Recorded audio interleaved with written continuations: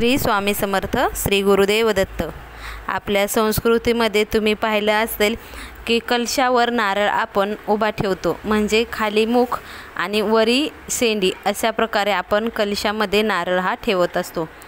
परंतु तुम्हाला वाटेल की असा नारळ ठेवणं शास्त्रामध्ये चुकीचं मानलं जाय। म्हणजे काय तर नारळ आडवं ठेवता काही जणांना हा अंधविश्वास वाटतो, म्हणजे नारळ उभा न ठेवता आडवं ठेवणे हा अंधविश्वास वाटतो। परंतु एखादी गोष्ट जुनी झाली किंवा आपण तिचा अंगीकार करू लागलो तर ती गोष्ट खरंच आहे का, असं नाही ना। की बऱ्याच वेळा आपण काय करतो, पूर्वपासून चालत आले की घाटावर नारळ खाली त्याचं तोंड आणि वरी शेंडी असं आपण करत असतो, परंतु ते काही शास्त्रात चुकीचं आहे। पण आपण हे पहिल्यापासून करत आलो त्या म्हणजे आपल्याला ते खरंच वाटतं, परंतु हे असं खरं आहे का, तर नाही ना।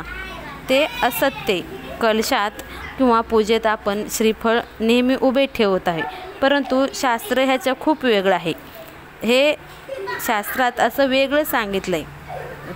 तर आपण काय म्हणतो, आम्ही खूप अशी सेवा करतो, परंतु आम्हाला त्या सेवेचं विशेष फळ प्राप्त होत नाही, आमचं कल्याण होत नाही, आमच्या जीवनामध्ये अनेक पूजा करूनही चमत्कार होत नाहीत। तर शास्त्र असं सांगतं की तुम्ही ती पूजा किंवा ती उपाय हे चुकीचं करू शकता, त्यामुळे असं होतं।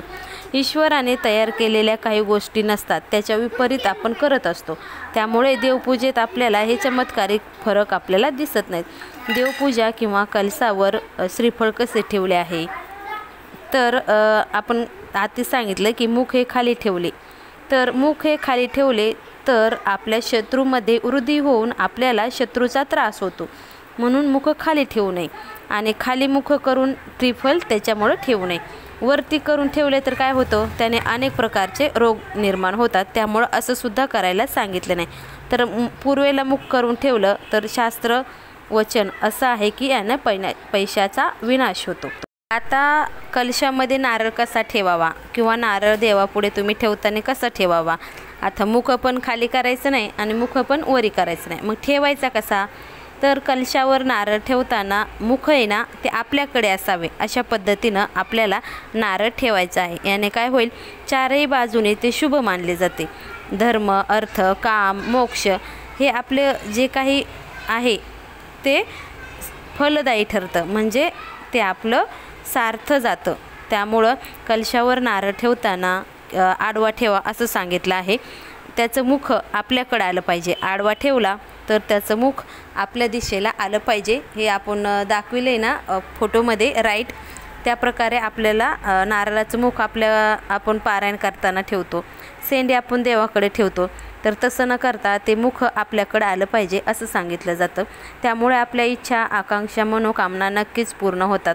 लौकिक, अलौकिक, उत्कर्ष याने ठरत असतो। त्यामुळं शास्त्रावर, वचनावर विश्वास असेल तर तुम्ही या गोष्टी नक्की करा। तुमचा जर विश्वास शास्त्रावर नसेल तर या गोष्टी तुम्ही करू नका।